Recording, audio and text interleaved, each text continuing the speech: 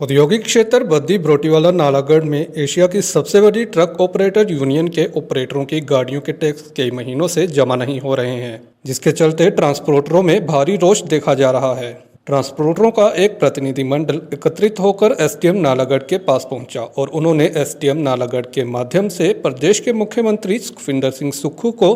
एक ज्ञापन भेजा और उन्होंने आरटीओ कार्यालय और एक्साइज डिपार्टमेंट के माध्यम से उनकी गाड़ियों के जल्द से जल्द टैक्स जमा करवाने की गुहार लगाई और साथ ही सरकार और प्रशासन को चेतावनी दी है कि अगर जल्द से उनकी मांग पूरी नहीं की गई तो वे सड़कों पर उतरकर धरना प्रदर्शन करने को मजबूर होंगे, जिसकी जिम्मेदारी प्रदेश सरकार की होगी। इस बारे में ट्रांसपोर्टर हंसराज चंदेल का कहना है कि पिछले कई महीनों से ट्रकों के टैक्स जमा नहीं हो पा रहे हैं, जिसके चलते ट्रांसपोर्टरों को भारी परेशानियों का सामना करना पड़ रहा है और उनको अपनी गाड़ियां खड़ी करनी पड़ रही हैं और कई महीनों से गाड़ियों की कई किस्तें पेंडिंग पड़ी हुई हैं।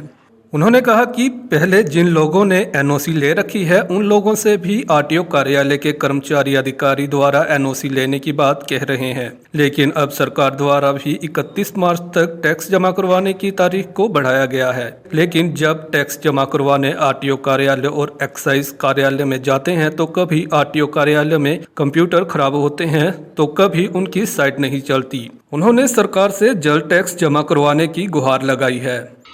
ट्रांसपोर्टरों का टैक्स जमा कराने के लिए सरकार ने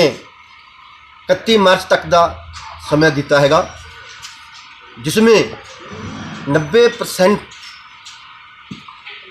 ट्रांसपोर्टर मालिकों ने एनओसी ली हुई है। लेकिन जब ये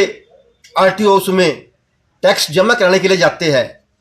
तो इनको दोबारा फिर